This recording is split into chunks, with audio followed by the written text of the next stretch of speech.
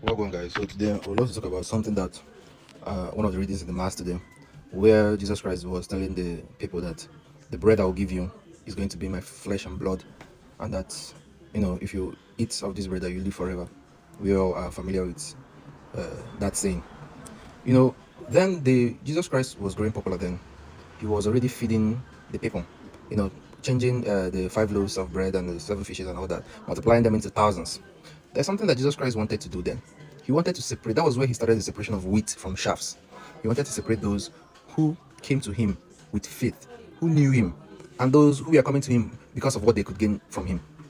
He was separating factions in I don't know how to say. Let's say all of us are Christians. Now he was separating those who truly know him from those who are just coming to him from what they will get from him. And what did he? What was the standard for this judgment? The Eucharist.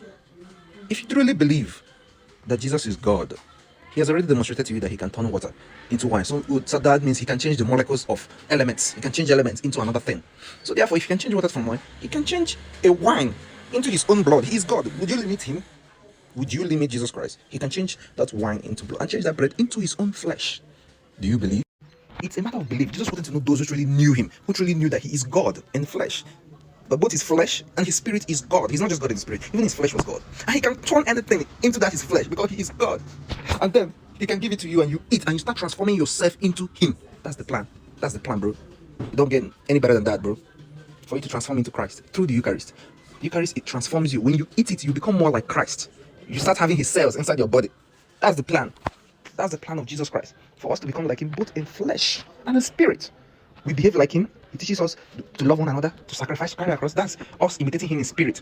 And then in flesh, we eat his literally flesh because he can and he willed it. It's what he wanted. Do this in memory of me. He broke bread. This is my body. Eat. Wine. This is my blood. It wasn't a metaphor. He is God. He can do it.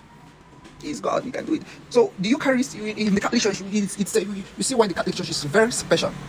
I'm not downtrodden on other churches, but the Catholic Church is the only church that gets it right.